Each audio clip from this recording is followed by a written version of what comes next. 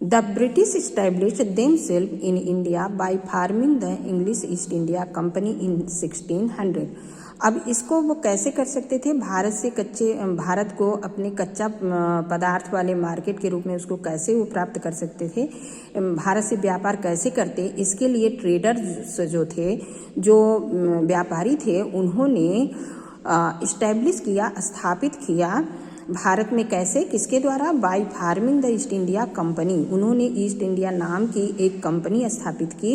और कब की? 1600 में। 1600 में वहाँ के राजा से अनुमति प्राप्त करके ब्रिटिश व्यापारियों ने, ब्रिटिश ट्रेडर्स ने एक कंपनी स्थापित की जिसका नाम था इंग्लिश ईस्ट इंडिया कंपनी।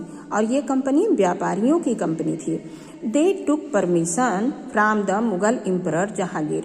अगर आपका घर है और आपके घर में बहुत ज़्यादा जगह है और कोई वहाँ पे दुकान छोड़ना, शॉप खोलना चाहता है या कोई कुछ और चीज़ करना चाहता है, तो क्या ज़रूरत होगी? उसे आपकी परमिशन ज़रूरत होगी। वो आपसे पहले परमिशन लेगा, उसके बाद अपनी शॉप खोलेगा।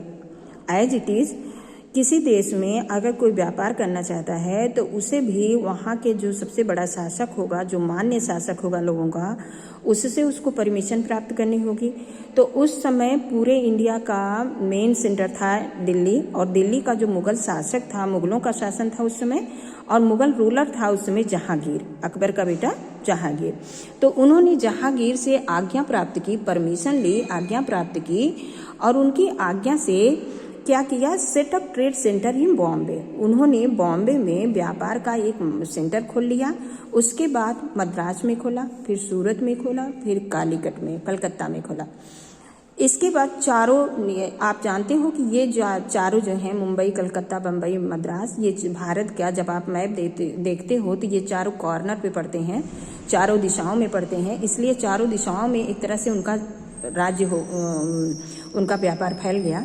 The company bought good from India at cheaper rate. और कंपनी क्या करती थी? वो खरीद लेती थी गुड्स को, सामानों को, कच्चे सामानों को भारत से चीपर रेट, सस्ते दाम पर उसको खरीद लेती थी भारत के सामान को। And sold them abroad a very high price.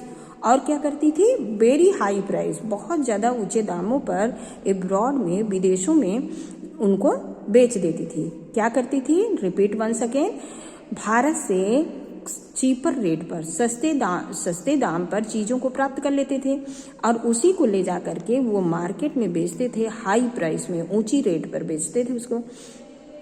They gained great profit. अब इस तरह से उनको बहुत ज़्यादा लाभ हुआ। यहाँ से थोड़े से दाम में खरीद लेते थे और एब्रॉड में ले जा करके उसको बहुत ज़्यादा, विदेशों में उसको बहुत हाई प्राइस पे उसको बेचते थे, तो उनको बहुत ज़्यादा फायदा होता था। And were always greedy for more. लेकिन इसके साथ क्या हुआ? वो इतने ही लाभ से नहीं रुकते हैं, इतना ही यहीं पर उनका लालच नहीं रुकता है। दे वेयर ऑलवेज ग्रीडी, वे और ज़्यादा से ज़्यादा प्राप्त करने के लालच में लालची बनते गए और भारत पर धीरे धीरे उन्होंने अपने छल और धोखे से और अपने टेक्निक का इस्तेमाल करके, अपने दिमाग का, ब्रेन का इस्तेमाल करके भारत के शासक को आपस में लड़ा करके, उनकी मतफूट का फायदा, उनके मतभेद का फायदा उठा करके धीरे धीरे ये कंपनी जो है भारत की शासक बन जाती है और भारत के पर अधिकार कर लेती है। Next we will read tomorrow.